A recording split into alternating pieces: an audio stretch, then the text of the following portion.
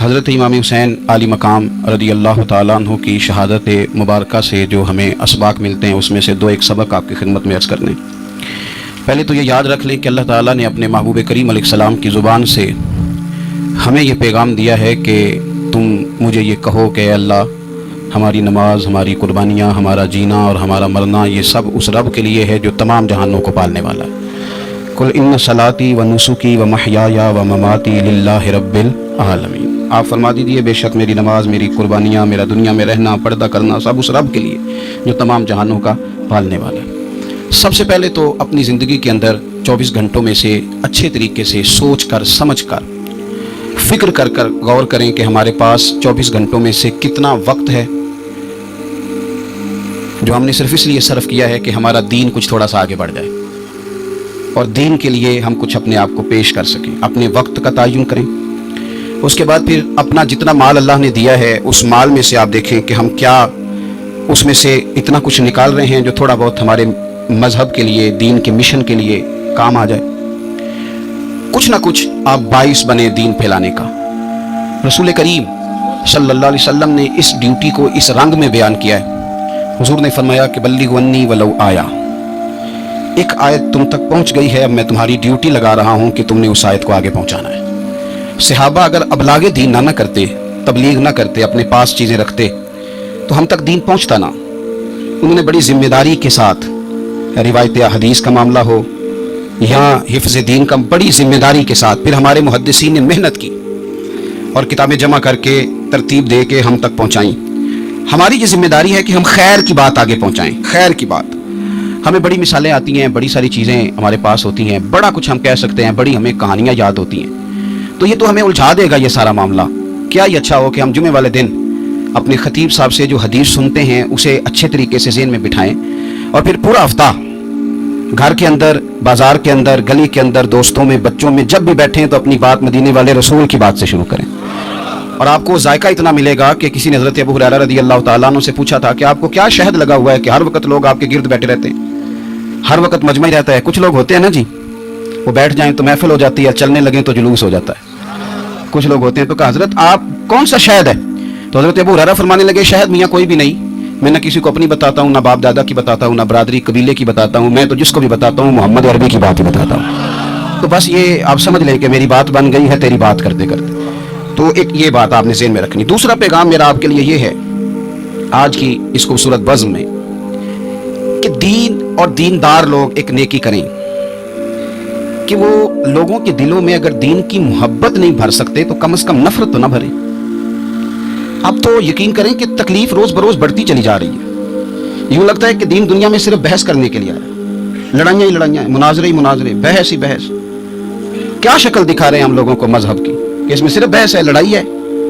نبی پاک صلی اللہ تعالیٰ علیہ وسلم کم ناراض ہوتے تھے، لیکن مسلم شریف میں حدیث ہے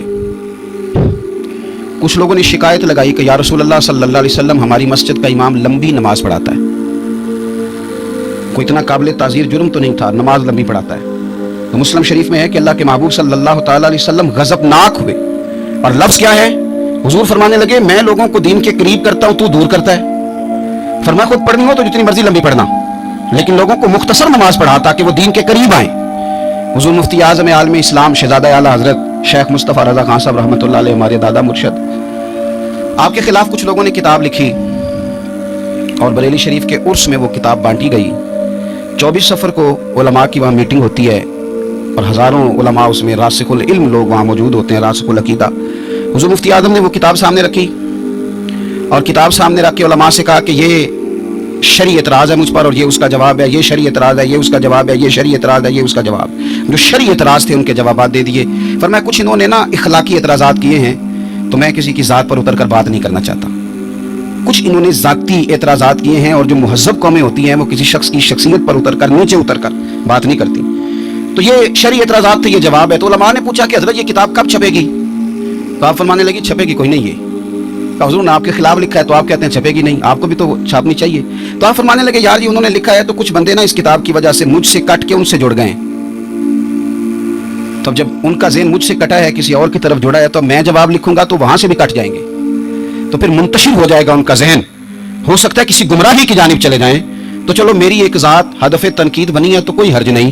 میں نہیں چاہتا کہ میری وجہ سے کچھ لوگوں کا ذہنی نقصان ہو. میں لوگوں کو مصطفیٰ کے دین کا پیار دینا چاہتا ہوں, دین سے بیزار نہیں کرنا چاہتا. مہربانی فرمائیں. میں نے جمعے میں بھی یوں دونوں ہاتھ باندھ کے کہا تھا, تقریر کرنے والوں, نقابت کرنے والوں, بس کرو. آپ اپنی تقریر چمکانے کے لیے قوم کو تقسیم کر دیتے ہو. حق کی بات کے اظہار کا معنی لڑائی تو نہیں ہوتا. ہمارے جتنے بزرگ تھے وہ سارے حق کی باتیں کرتے رہے, لیکن اتنا انتشار, اس قدر زیادہ جو ہے وہ تانا زنی, اس قدر زیادہ خوف کا معیار. اور میں نے جمعے میں بھی کہا تھا, پھر کہتا ہوں, اس زمانے میں جتنا کوئی زیادہ شرارتی ہوتا ہے اتنا زیادہ وہ طاقتور ہوتا ہے. شریف آدمی شرارتی کا مقابلہ کیسے کرے گا؟ ہم نے شرارتی لوگوں کو مضبوط کر دیا ہے. تو دین سے نفرت نہیں دلائیں, لوگوں کو دین کے قریب کریں, لوگوں کو دین کی محبت دلائیں, لوگوں کو دین کے قریب کریں, دین کا ذوق دلائیں, لوگوں کو قریب کریں. آج کی بات ہے, ایک دوست بڑی دور سے آیا ہے, آج کی بات بڑی دور سے. تو اس نے مجھ سے آ کے کہا کہ حضرت صاحب اب تو میری حالت یہ ہے کہ میں گناہ کر کر کے تنگ آ گیا ہوں. میرے ارد گرد گناہ کے مواقع رہتے ہیں, میں تنگ آ گیا ہوں. لیکن میں ایک منتشر آدمی ہوں, مجھے ہر وقت کا وسوسہ, ہر وقت کی پریشانی, ہر وقت کی مصیبت. وہ کہتا ہے میں جس عالم کے, درویش کے, صوفی کے, مولوی کے قریب جانے لگتا ہوں اس کے خلاف مجھے کوئی نہ کچھ مل جاتی ہے. تو دین سچا ہے, کھرا ہے, تو کیا ایسا نہیں ہو سکتا کہ دین پہ عمل کرنے والا بھی کوئی کھرا مل جائے؟ میں جدھر جاتا ہوں مجھے کوئی نہ کوئی اس بندے کے خلاف کہانی مل جاتی ہے. تو یاد رکھیں, جب لوگ دینداروں سے نفرت کرتے ہیں تو پھر دین سے نفرت کرنے لگتے ہیں. یہ ہم نے تباہی کر دی ہے, ہم نے ظلم کی انتہا کر دی. مہربانی فرمائیں, یہ بڑا صاف ستھرا دین ہے, یہ بڑا پارسا دین ہے, یہ بڑا کھرا دین ہے. اور یہ جو آپ کو لوگ بتاتے ہیں نا سارے غلط ہو گئے, ایک میں صرف ٹھیک بچا ہوں, تو انہیں بتاؤ تمہاری بات مانے کہ مدینے والے رسول کی بات مانے؟ نبی پاک صلی اللہ علیہ وسلم نے فرمایا میری امت کبھی گمراہی پر جمع نہیں ہوگی. یہ نہیں ہو سکتا کہ ساری گمراہ ہو جائے.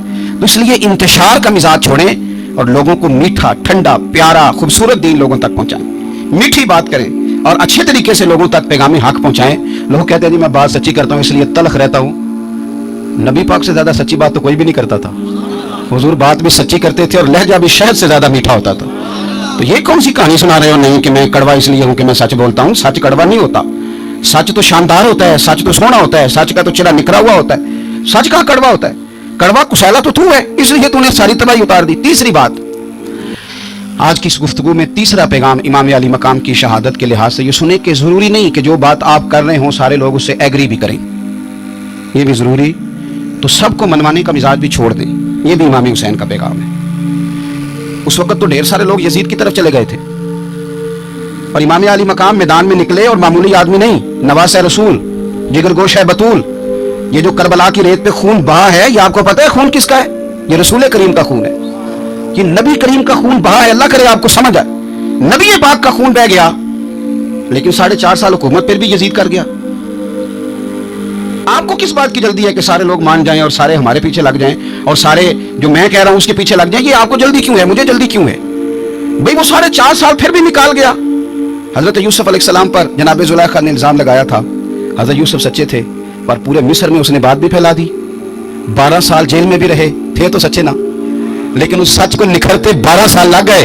لیکن رب کریم نے فرمایا یوسف سچے ہو, پر 12 سال پھر بھی جیل میں رہنا پڑے گا, سچے بھی ہو, کھرے بھی ہو, پر 12 سال جیل میں رہے. پر عرش کے مالک نے فرمایا پہلے آپ مصر کے قیدی تھے, اب آپ کا سچ نکھر گیا ہے تو مصر کا حکمران بنا دیا جائے گا. چوتھی بات یہ سنیں اور اچھے طریقے سے.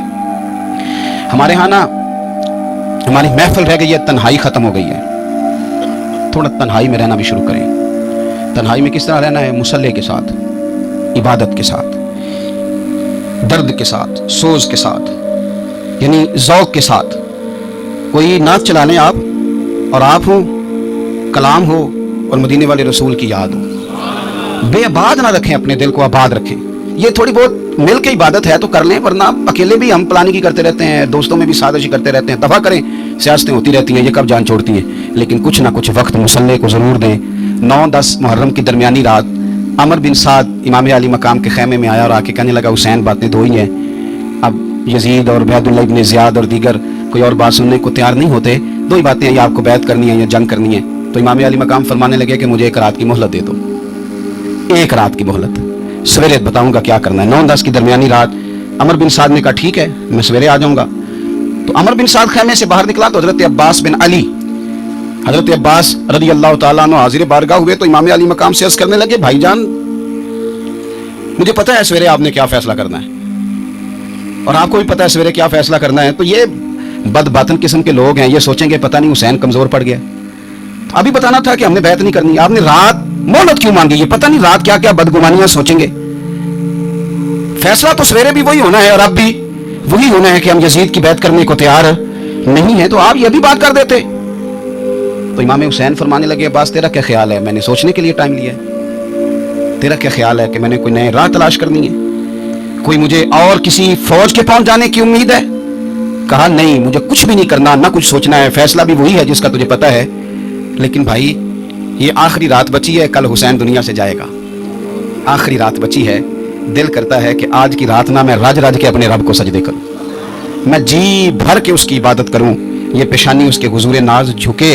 ओ यार, हुसैन इब्ने अली तो एक रात बाकायदा बचाए कि मैंने अल्लाह के हुजूर हाजिरी देनी है और तू सारी रातें ज़ाया कर देता है। तो तन्हाई में कुछ ना कुछ इबादत करें। मैं अल्लाह के हुजूर दुआ करता हूँ कि अल्लाह ताला मैदान करबला की हवाओं का सदका, अल्लाह ताला हुसैन इब्ने अली के खून का सदका हमारी ज़िंदगी पर्दा पोशी वाली करे और मौत ईमान वाली करे, और अल्लाह ताला हमें हर फितने से महफूज रखे और हमारी औलादों को भी हुजूर की औलाद का वफादार रखे। आखिर दावा अल्हम्दुलिल्लाह।